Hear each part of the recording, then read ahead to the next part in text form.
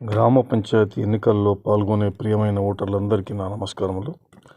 రాజకీయం గురించి గతంలో ఎక్కువ తెలియకపోవచ్చు, కానీ మనకు తెలంగాణ రాష్ట్రం వచ్చిన తర్వాత మాత్రం రాజకీయ నాయకుల గురించి ఓటర్ల గురించి రాజకీయ నాయకులకు చాలా తెలుసు.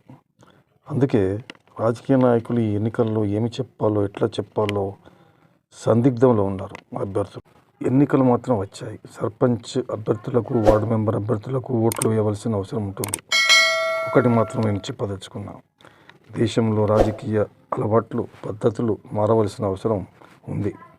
లేనట్లయితే మన దేశంలో రాబోయే తరాలు చాలా బాధపడవలసి వస్తుంది.